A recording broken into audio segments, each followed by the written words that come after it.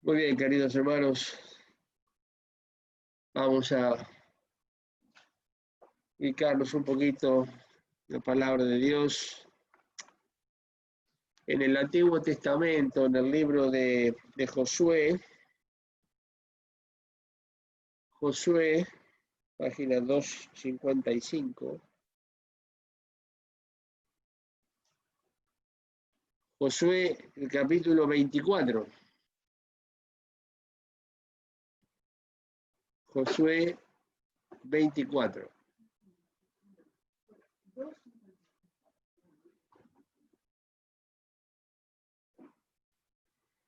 Josué capítulo 24, leeremos ahí desde el versículo 1.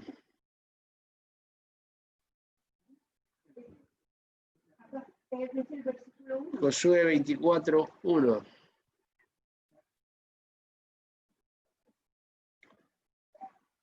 Dice la palabra de Dios: y juntando Josué todas las tribus de Israel en Sichem, llamó a los ancianos de Israel y a sus príncipes, a sus jueces y a sus oficiales, y presentáronse delante de Dios. Y dijo Josué a todo el pueblo: así dice Jehová, Dios de Israel: vuestros padres habitaron antiguamente de otra parte del río, es a saber, Taré, padre de Abraham y de Nachor, y servían a dioses extraños. Y yo tomé a vuestro padre Abraham de la otra parte del río y trájelo por toda la tierra de Canaán, y aumenté su generación y dile a Isaac. Y a Isaac di a Jacob y a Esaú di el monte de Seir, que lo poseyese. Mas Jacob y sus hijos descendieron a Egipto. Y yo envié a Moisés y a Aarón, y herí a Egipto, al modo que lo hice en medio de él, y después os saqué. Y saqué a vuestros padres de Egipto, y como llegaron a la mar, los egipcios siguieron a vuestros padres hasta el mar Bermejo, con carros y caballería. Y como ellos clamasen a Jehová, él puso oscuridad entre vosotros y los egipcios, e hizo venir sobre ellos la mar, la cual los cubrió, y vuestros ojos vieron lo que hice en Egipto. Después estuvisteis muchos días en el desierto. Y os introduje en la tierra de los amorreos que habitaban de la otra parte del Jordán, los cuales pelearon contra vosotros, mas yo los entregué en vuestras manos y poseísteis su tierra y los destruí de delante de vosotros. Y levantóse después Balac, hijo de Sefor, rey de los moabitas, y peleó contra Israel, y envió a llamar a Balaam, hijo de Beor, para que os maldijese. Mas como yo no quise escuchar a Balaam, antes os bendijo repetidamente y os libré de sus manos. Y pasado el Jordán vinisteis a Jericó, y los moradores de Jericó pelearon contra vosotros, los amorreos, fereceos, cananeos, heteos, gergeseos, heveos y jebuseos, y yo los entregué en vuestras manos. Y envié tábanos delante de vosotros, los cuales los echaron de delante de vosotros, a saber, a los dos reyes de los amorreos, no con tu espada ni con tu arco. Y os di la tierra por la cual nada trabajasteis, y las ciudades que no edificasteis, y en las cuales moráis, y de las viñas y olivares que no plantasteis, coméis. Ahora pues temed a Jehová y servidle con integridad y en verdad, y quitad de en medio los dioses de los cuales sirvieron vuestros padres de otra parte del río y en Egipto, y servid a Jehová. Y si mal os parece servir a Jehová, escogeos hoy a quien sirváis, si a los dioses a quienes sirvieron vuestros padres cuando estuvieron de otra parte del río, o a los dioses de los amorreos, en cuya tierra habitáis, que yo y mi casa serviremos a Jehová. Hasta aquí, hermanos. Es muy interesante la enseñanza que la propia palabra de Dios establece. Así el Señor le parece bien registrarlo. respecto a un momento muy especial de la vida de Josué, porque ya Josué estaba viejo, y al tope de la página nos dice últimas palabras de Josué. Yo creo, pues todavía no he tenido que vivir esa experiencia, no sé si me tocará, pero yo creo que cuando uno sabe que llegó al final y tiene algo importante para decir,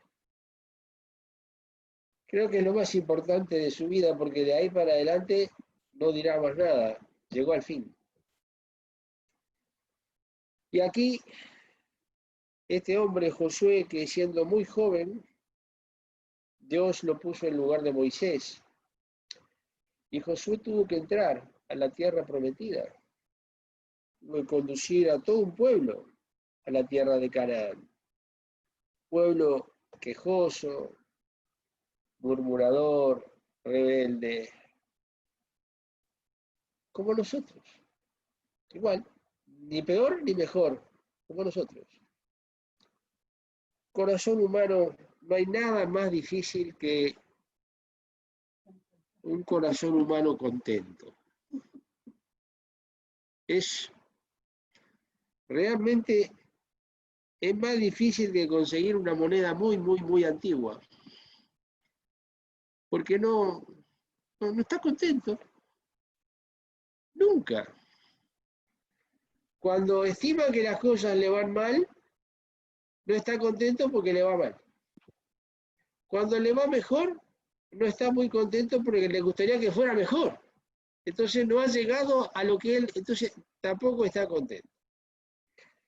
Y si llega a estar mucho mejor, quizás no está del todo contento porque además de eso le hubiera gustado también otra cosa. Bueno, el pueblo de Israel tenía ese problema, igual que el corazón de todos los hombres, porque en Adán todos mueren, en Adán todos hemos pecado y todos arrastramos la tragedia de una humanidad pecadora, por cuanto todos pecaron. Somos hijos de Dios, quienes hemos conocido a Cristo, sin duda, pero arrastramos y tenemos un viejo hombre adentro que no, lidiar con él es absolutamente imposible a menos que Dios se haga cargo de la situación. Entonces sí.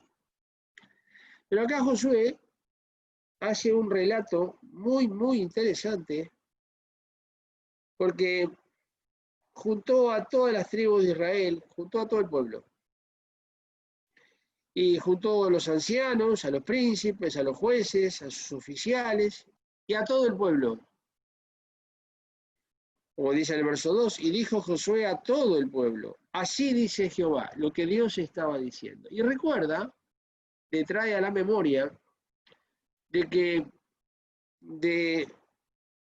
llamé a vuestro padre Abraham, pero antes dice, vuestros padres habitaron antiguamente de la otra parte del río, del Jordán, de la otra parte del río. Y Taré, padre de Abraham y de Nachor, dice terrible lo que dice al fin del verso 2, dice, servían a dioses extraños. Eran idólatras. Hermanos, sería bueno, vayamos mientras leemos repasando un poquito nuestra vida. Vayamos repasando un poquito nuestra vida. Luego llama a Abraham, que vivía con su padre, y lógicamente fue enseñado en esas cosas también de joven. Dioses extraños, dioses falsos, ídolos. Pero Dios lo llama.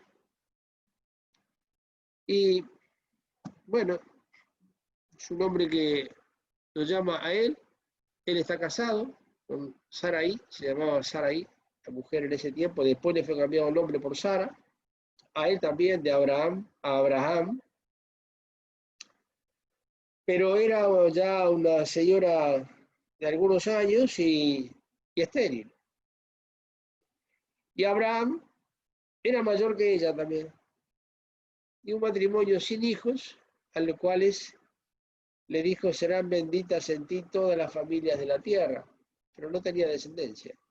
Y luego Dios dice, le di a Isaac, y a Isaac le di a Jacob y a Esaú, descendieron a Egipto, y luego viene todo un raconto de de los acontecimientos que vivió el pueblo de Israel. Entonces repasemos un poco, hermanos, cuando nosotros, ¿de dónde venimos? ¿De dónde venimos? Vayamos hacia atrás en nuestro pasado.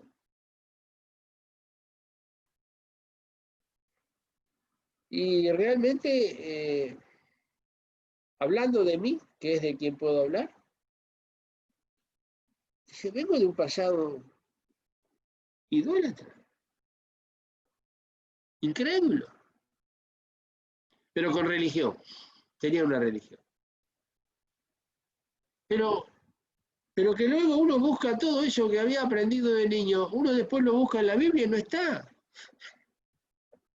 Acá no está, en la Biblia no está. Con lo cual, si acá no está, será muy interesante, pero no viene de Dios. ¿Y cómo Dios nos llamó, hermanos? ¿Cómo Dios movió los acontecimientos?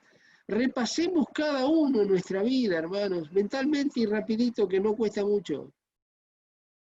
Todo lo que Dios hizo, todo lo que Dios obró en nuestro favor, para que un día conociésemos a Cristo como nuestro Salvador. Cómo nuestros enemigos, y no hablo de hombres, nuestros enemigos espirituales, como el diablo,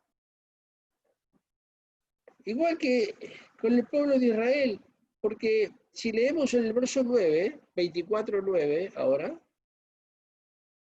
dice, después de introducirlos en la tierra de los amorreos, en el 9 dice, y levantóse después Balac, hijo de Sefor, rey de los moabitas.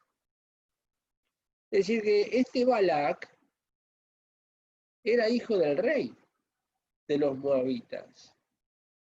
Como hijo del rey, participa de la sucesión de esa casa real. Y dice, se levantó Balac, rey de los moabitas, y peleó contra Israel. Claro, son enemigos. Los moabitas eran un pueblo enemigo de Dios. Y se levantó contra Israel, y envió a llamar a Balaam, hijo de Beor, que era un profeta, y lo mandó a llamar para que maldijese al pueblo de Dios. Pero dice en el verso 10, mas yo no quise escuchar a Balaam. Antes os bendijo repetidamente y os libré de sus manos. Acá hay una bendición, muchas, porque dice que bendijo repetidamente. Es decir, una enseñanza interesante, hermanos. Aún nuestros enemigos pueden pronunciar bendiciones sobre nosotros. Porque un enemigo del pueblo de Israel bendijo al pueblo de Israel. Mandó llamar a un profeta para que lo maldijese y este hombre bendice. Pero no es la bendición de Jehová. No por lo que dice acá. Antes os bendijo repetidamente y os libré de sus manos. Bueno, también el pueblo estaba dudando, no sabía qué hacer.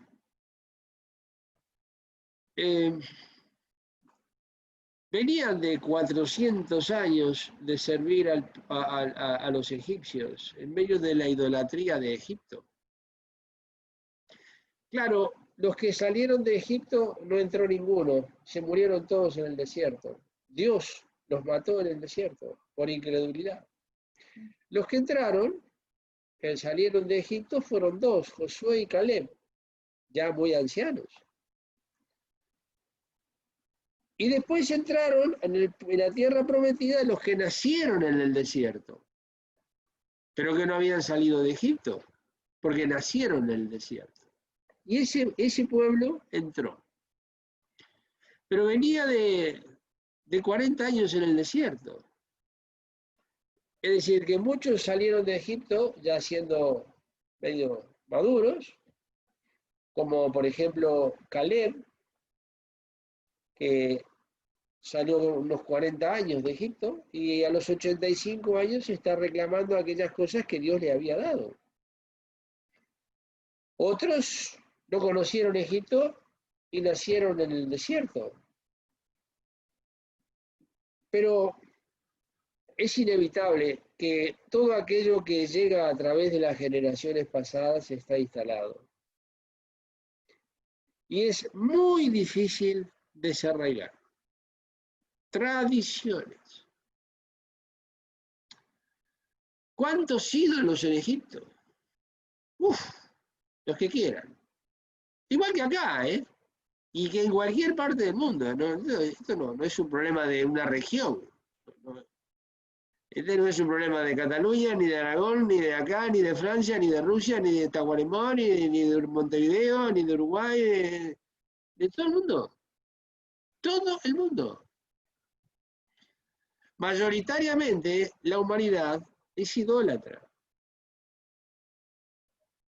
Y acá tenemos una situación donde, a ver, hay un momento donde Josué les recuerda todas estas cosas, pero les dice, cuidado que entrasteis a una tierra que vosotros os la regaló Dios. Porque está diciendo, el verso 13, y os di la tierra por la cual nada trabajasteis. Y las ciudades que no edificasteis,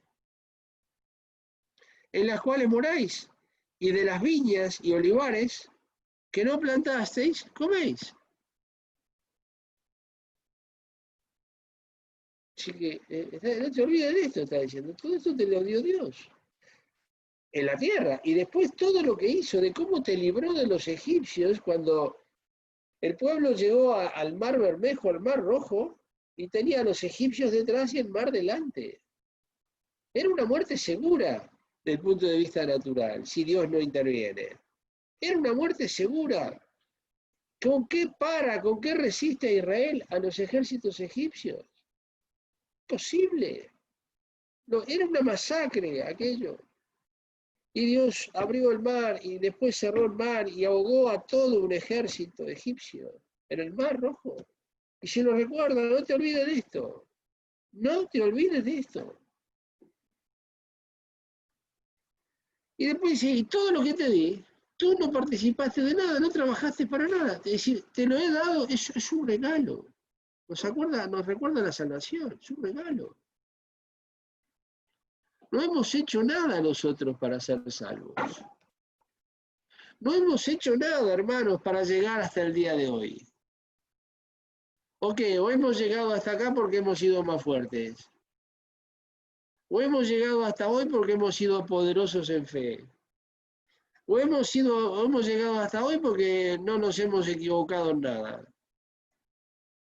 O estamos acá porque somos fieles. O no nos descarriamos porque somos mejores que los demás. No, nada de esto. Por gracia. Solo por gracia. El apóstol decía, si soy lo que soy es por la gracia de Dios. Pero luego de hacer todo este resumen de muchísimos años, es un resumen prácticamente que viene desde el llamamiento, desde Taré, el padre de Abraham, hasta la entrada a Canaán. Muchos siglos. 400 años en Egipto. Y ahora, decía yo al principio, llega el momento definitivo. Acá llega el momento donde Dios, a través de Josué, le dice a todo el pueblo, bueno, vamos a definir lo que hay que hacer. Porque en el verso 14 es donde entra en el tema de la definición. Ahora pues, temed a Jehová. Verso 14. Y servidle con integridad y verdad. integridad y en verdad. Pero no para ahí, porque dice, y quitad de en medio los dioses a los cuales sirvieron vuestros padres de otra parte del río. Y en Egipto, así que en Egipto sirvieron a dioses falsos también. Haced todo eso y servid a Jehová. Es grave todo esto, porque dice acá, quitad de en medio los dioses que sirvieron vuestros padres cuando estaban en los tiempos de Taré, de la otra parte del río. Todo este tiempo esos dioses siguieron en medio del pueblo. Ahora entraron a Canaán y se fueron abrazados de sus dioses a Canaán. Gozan de las bendiciones que Dios les dio. Cualquier cosa menos soltar sus dioses. Porque tienen siglos esos dioses, ¿eh? Los trajeron desde allá, desde Ur de los Caldeos. Y pasa de una generación a la otra, y de una generación a la otra, y de una generación a la otra, y ahora en esta generación que ya entró a la tierra prometida, Josué, guiado de Dios y dando palabra de Dios, los tiene que poner en su lugar. Y hermanos, Dios nos tiene que poner en nuestro lugar. Porque aquí ya habían adelantado en su peregrinar, habían adelantado en todas las experiencias del desierto, habían entrado a la tierra prometida. Y bueno, y ahora es un momento es un momento de hacer, de actuar. Es un momento de definir la forma de servicio. Dice, servirle con integridad y en verdad. Íntegro es aquel que no tiene dobleces, que es de una sola pieza, como el candelero que Dios mandó construir a Moisés, que tenía que ser de oro puro, tenía que ser de una sola pieza y labrado a martillo. Esas eran las tres condiciones que tenía tener el candelero, que era el instrumento que tenía que alumbrar. Y luego los detalles que tenía que tener en cada brazo, las panzanas, todas esas cosas, pero eso es otro tema. Pero dice de una sola pieza, es decir, que no podía tener uniones.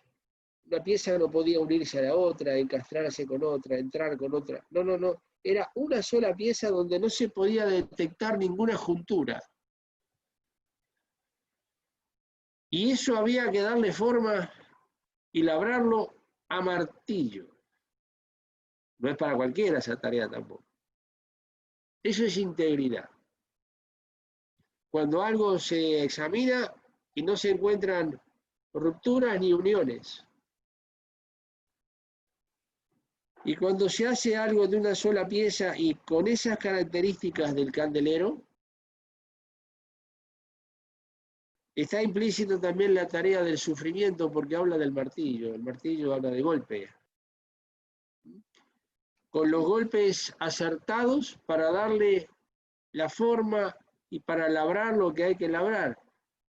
Con más fuerza para algo y con menos fuerza para otra cosa, para que el martillo tenga una tarea constructiva y no destructiva. Y entonces ahora dice, bueno, llegó el momento de definir la forma de servicio.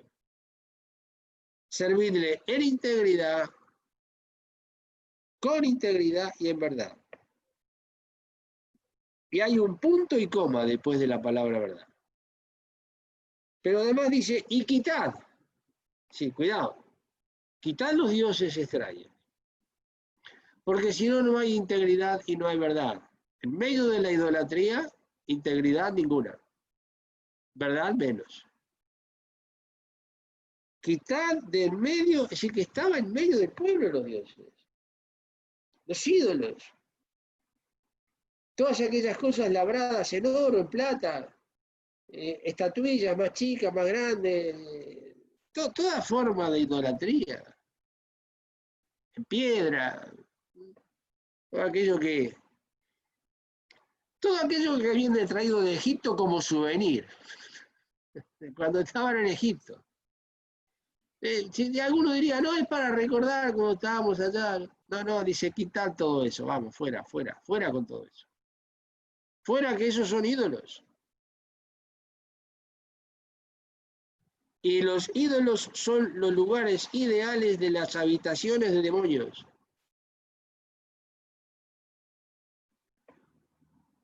De ahí el cuidado extremo que en el Nuevo Testamento tiene el apóstol Juan cuando dice, hijitos, dejaos de los ídolos, apartaos de los ídolos. Pablo le enseña a los corintios en cuanto a huir de la idolatría. Pero quitad del medio los dioses a los cuales sirvieron vuestros padres y en Egipto.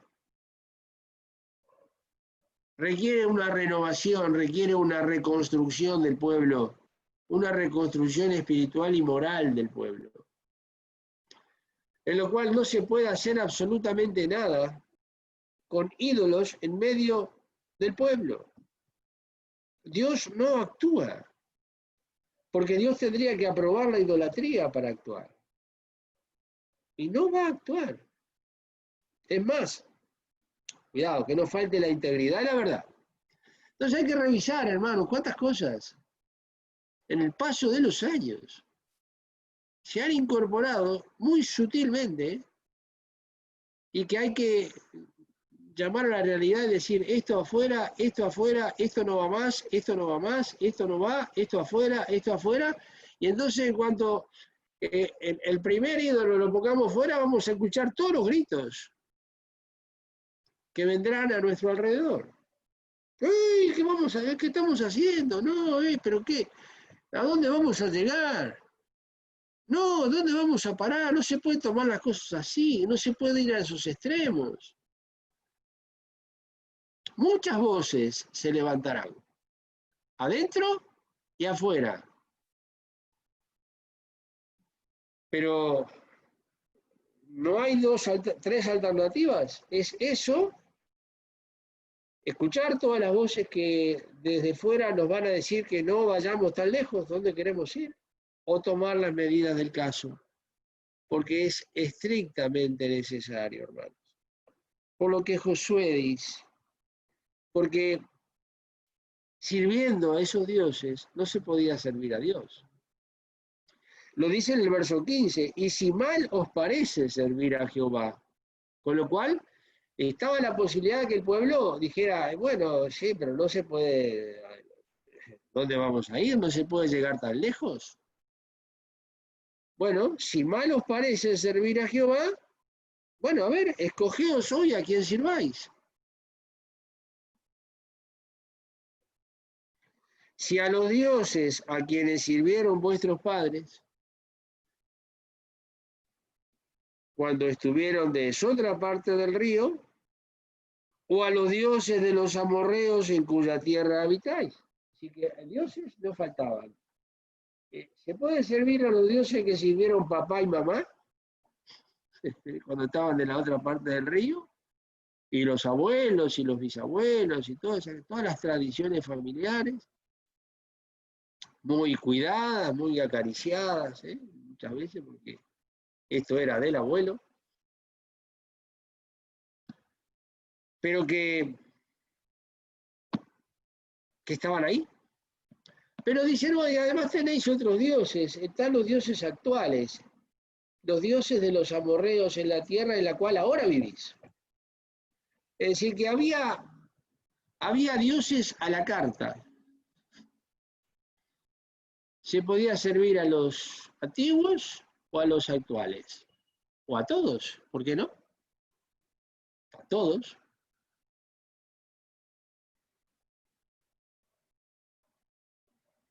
Pero Josué se define y Dios lo registra. Pero dice, yo y mi casa serviremos a Jehová. En esa declaración tan sencilla, tan sublime y tan profunda, en la cual se usa en muchas actividades especiales muchas veces, estos asuntos requiere el hecho de que Josué haya hecho lo que le está diciendo en el verso 15 que hagan los demás. Porque Josué no era mejor que ninguno de nosotros, ¿eh? Era un hombre fiel, sin duda, sin duda. Pero que también tuvo que exponerse delante de Dios para que Dios mostrara todo aquello que tenía que ser desalojado de la vida de Josué.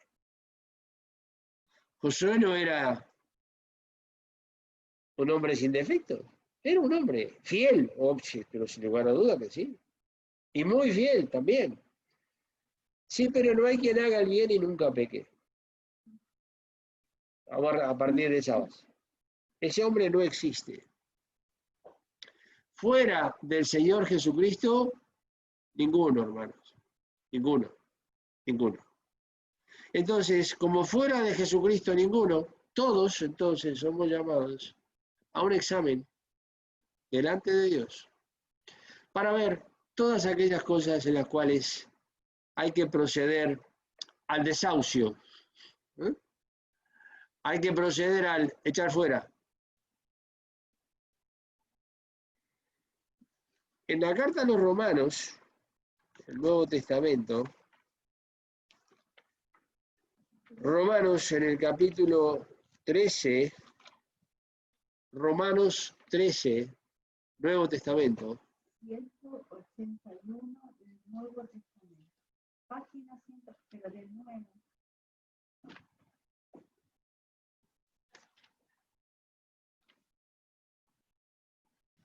Romanos 13.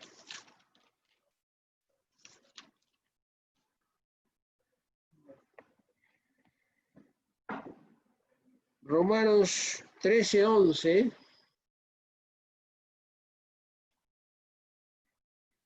Dice así, y esto, conociendo el tiempo, que ya es hora de levantarnos del sueño, porque ahora nos está más cerca nuestra salud que cuando creímos. Pero cuidado, dice ahora, la noche ha pasado y ha llegado el día. Echemos pues las obras de las tinieblas y vistámonos las armas de luz. Andemos como de día, honestamente, no en glotonerías y borracheras, no en lechos y disoluciones, no en pendencias y envidia, mas vestidos del Señor Jesucristo y no hagáis caso de la carne en sus deseos. Pero en forma especial, el verso 12 dice, la noche ha pasado, la noche de nuestro pasado, de nuestro antiguo pasado, cuando vivíamos en tinieblas, abrazados a las tradiciones que también nosotros recibimos, abrazados a las distintas religiones en las cuales quizás participamos, pero que en el Nuevo Testamento, en la Biblia no están. Y entonces, pasado el día, en la noche, ha llegado el día, dice, echemos pues las obras de las tinieblas. Quitad los dioses, está diciendo Josué. Echad las obras de las tinieblas, dice el apóstol Pablo. Y las obras de las tinieblas son todas aquellas cosas que por la vía de la tradición y por la vía de la costumbre se hacen sin saber ni cómo, ni por qué, ni para qué, pero se hacen. Y que quizás si se le pregunta a alguien, o si me preguntaban a mí hace muchos años, ¿por qué haces eso? No sé. Pero como me habían enseñado en eso, y yo hacía eso. Y eso se transmite a la generación siguiente. Y como el abuelo lo hacía y el padre lo hace, y yo lo hago. Si me crié en eso, desde niño.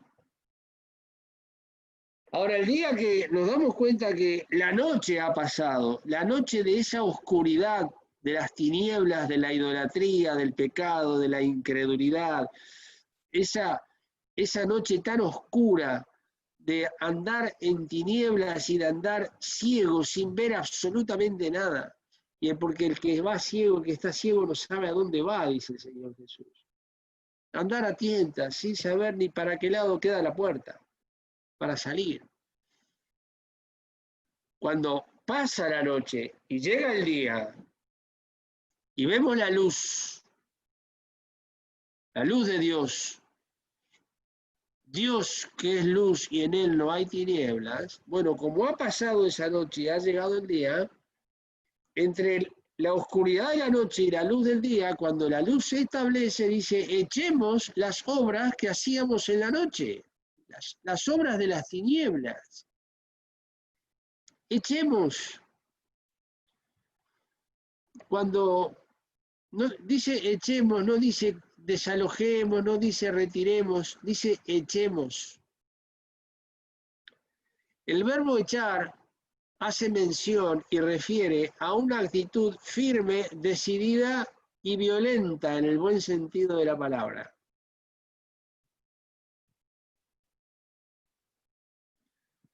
Como tendríamos que echar a alguien que lo descubrimos dentro de casa, o descubrimos a alguien al lado de alguno de nuestros pequeños, un desconocido, con actitudes raras, y a ver qué hacemos. A ver si lo invitamos a salir y le decimos que sería bueno que salga, que no lo quiero ver más acá, o se actúa distinto. Echemos, pues, las obras de las tinieblas y vistámonos las armas de luz. Esta es la vestimenta del cristiano, armas de luz. Pero requiere antes echar las obras de las tinieblas, porque tinieblas y luz no tienen comunión. No tiene comunión la luz y las tinieblas, porque Dios separó la luz de las tinieblas. Entonces hay que desvestirse de todo lo que el mundo nos aportó durante años, pero ahora que conocemos la luz, no por fuerza, esto no es por fuerza, esto es por convicción, esto es por decisión de limpieza, esto es por decisión de un servicio fiel a Dios. Cuando se toma la decisión de echar fuera todo aquello que contradice la palabra de Dios, para ser más fácil. Todo lo que Dios dice que no sirve, fuera. No hay explicación que resista el mantener lo que Dios dice que tengo que echar. Si Dios dice, quitad, no me cabe otra alternativa que quitar. Quitad los ídolos, quitad. Echad las sombras de las tinieblas. Echad tradiciones de todo tipo y color, hermanos. Que no está en las Sagradas Escrituras, todo lo que no está en la Biblia. Tradiciones familiares, tradiciones laborales, tradiciones políticas, tradiciones científicas, fuera, no está en las Sagradas Escrituras, fuera. Porque no hay forma de servir a Dios si en alguna manera con la punta de los dedos estoy acariciando algún ídolo o alguna cosa que la Escritura condena. La Biblia lo condena, ya está. No le busquemos explicaciones. Ninguna resiste el mandamiento de Dios. Ninguna. Ante los hombres pueden subsistir. Delante de Dios, ninguna.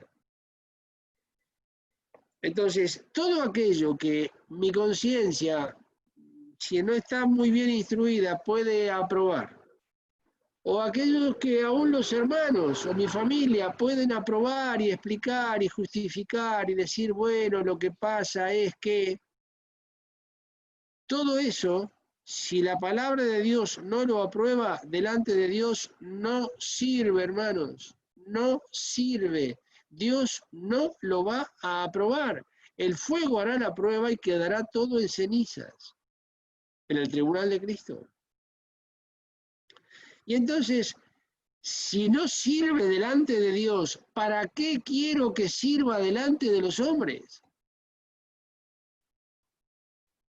¿Para qué quiero el aplauso de los hombres? Si Dios se me va a poner serio. ¿Para qué quiero?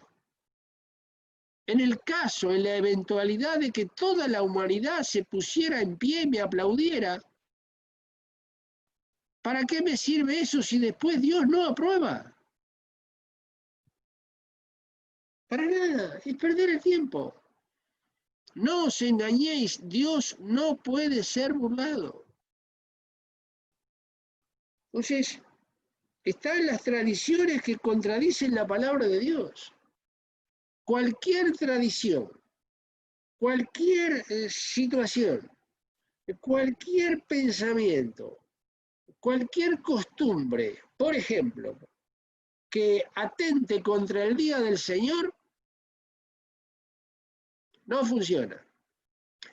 Aunque aparentemente por un rato funcione. No funciona. Porque Dios no lo aprueba. El domingo es el día del Señor. Desde las 0 horas hasta las 0 horas cuando empieza el lunes. Es el día del Señor.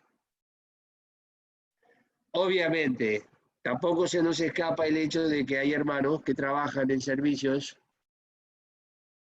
que son imposibles no atender. Hay hermanos que trabajan en hospitales, hay hermanos que trabajan en las torres de control de los aeropuertos, hay hermanos que trabajan en servicios de seguridad. Sí, obviamente, sí hay que atenderlos. Sí, porque es la responsabilidad que asumió este hermano y la tiene que cumplir. Obviamente. Hay hermanos que son cirujanos. Y suena un móvil y deja todo porque hay alguien que lo están preparando en el quirófano hasta que él llegue para pararle la hemorragia y ver cómo le salvan la vida. Y claro que tiene que ir. Bueno, fuera que no. Pero aquellos casos que no son esos casos, no, hermanos. Quitad del medio, quitad, me dice Dios, quitad, que yo quite, fuera, fuera, fuera, fuera, fuera, fuera, fuera, fuera, fuera, fuera. Cuando nos casamos, mi esposa y yo, Marta y yo, hace ya unos años, informamos a todos que nosotros los domingos teníamos la actividad que tenemos hoy, hace 47 años atrás. Bueno, pues el domingo no venía nadie de visita, porque sabían que estábamos ocupados en algo que no lo podíamos cancelar. Y cuando se organizaba algo, lo organizaban cuando nosotros podíamos ir y decían, ah, claro, yo sé que, claro, ustedes tienen los domingos, ah, ya todos lo sabían. Entonces, y si eventualmente llegaba una visita, ¿saben lo que hacíamos? La invitábamos a la reunión. Claro, para que escuchara la palabra de Dios. Y muchos los domingos no nos visitaron nunca más, no tomaron ese riesgo. Hermanos, es el día del Señor. Es el día del Señor. Y todo lo que el mundo ofrece a los niños tiene que ser contrarrestado con el mandamiento de Deuteronomio que dice que a los niños hay que hablarle la palabra de Dios cuando se levantan, cuando se acuestan y cuando van en el camino, cuando van andando. Hay que poner la palabra de Dios en los postes de las puertas. Eso dice la Escritura, eso dice Deuteronomio, le dice Moisés al pueblo de Israel. ¿Por qué le dice eso?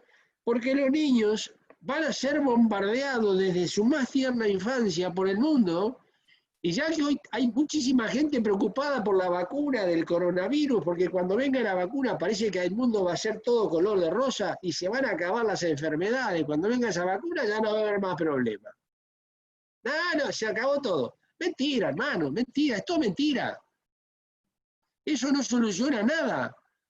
Como ninguna vacuna solucionó enfermedades futuras después. No. Entonces, la mayor vacuna que el niño puede recibir es la palabra de Dios. No estoy diciendo, cuidado, nadie me entienda mal, no estoy diciendo que no hay que vacunar a los niños. No, no estoy diciendo eso. No. Pero todas esas vacunas que deben de ser muy interesantes, que la polio, que esto, que el otro, con el tétano, está bien, que se las den. Pero todo eso no resuelve un problema espiritual que el niño va a tener en cuanto empiece a crecer y cuanto pise su primer aula en el colegio, todo lo cual va a ser bombardeado espiritualmente desde el mundo, que intentará desviar el corazón del niño y la conciencia del niño frente a enseñanzas del mundo. ¿Cómo se contrarresta eso? Por la palabra de Dios. Nada más, no hay otra forma, porque Dios dice que es así, hermanos. Y si Dios dice que es así, pues es así. No hay otra solución. Otras hay, pero no sirven. Esa es la única válida. Y no hay otra, hermanos. Cuidado con la televisión. Cuidado con la televisión. No estoy diciendo que la televisión es mala ni es buena. Que depende cómo se use. Controlar aquellas cosas que llegan al niño. Y una cosa, cuanto menos tengamos que controlar, mejor. Y si no le llega nada, es ideal. Aún a riesgo de que alguien diga que soy extremista. Y tiene toda la razón, lo comparto con él. En este terreno soy extremista. Porque creo lo que dice la palabra de Dios y no lo que el mundo propone. Entonces, situaciones que son terribles. No es ni mala ni bueno. El dinero no es ni malo ni bueno. Depende cómo se use. Un cuchillo no es ni malo ni bueno. Depende cómo se use. Puedo hacer algo muy interesante o puedo matar a alguien con la misma herramienta. No porque sea malo, es que mi torpeza no lo sabe usar. Un bisturí en la mano de un cirujano es una maravilla. En mis manos es peor que un revólver. Porque no lo sé usar. Y no porque el bisturí sea malo. Hermanos, cuidado con todo eso. Podríamos abundar en muchas cosas más. Pero cuidado con estas cosas. Echemos las obras de las tinieblas. Y para definir sinceramente y rápido, ¿qué son obras de las tinieblas? Todo lo que contradice la palabra de Dios. Claro, obviamente, para eso tenemos que conocer la palabra de Dios. Bueno, no puedo definir aquello que tengo que afrontar si no conozco los mandamientos de lo que tengo que afrontar. Es elemental. Entonces, conozcamos la palabra de Dios, dediquémosle tiempo, cerremos todos los grifos por los cuales se nos van los minutos del día, que se van 10 minutos por acá, 15 minutos por allá, media hora por allá, una hora por allá, y se me fueron varias horas al día, no sé dónde ni cómo, y después me falta tiempo. No es que me falta tiempo, es que se me escapó y no lo pude controlar. Y ese tiempo dediquémoslo a la palabra de Dios, hermanos. Vivimos días muy difíciles, muy difíciles. Los niños dependen de nosotros. Daremos cuenta por ellos delante de Dios. Si hemos permitido que el mundo me los atrape, o les faltó la vacuna espiritual y fueron infectados por todo aquello que el mundo distribuye, promueve, bajo una sonrisa, bajo una cosa con ardillitas, los chicos de Disney con todos los entretenimientos, peligro, cuidado con eso también, y todas las cosas que el mundo tiene para ofrecer, y hay un mercado muy ávido que lo recibe, y por eso la oferta cada vez es mayor, porque hay un mercado que lo recibe con los brazos abiertos. Hermanos, firmes en el Señor, y os dejo con este texto, Romanos 13:11. Dice que la noche ha pasado y ha llegado el día. Echemos pues las obras de las tinieblas y vistámonos las armas de luz. Dios os bendiga, os confirme y nos afirme a todos y nos socorra en todo este asunto que no es pequeño y la necesidad es muy grande. Gracias, hermano.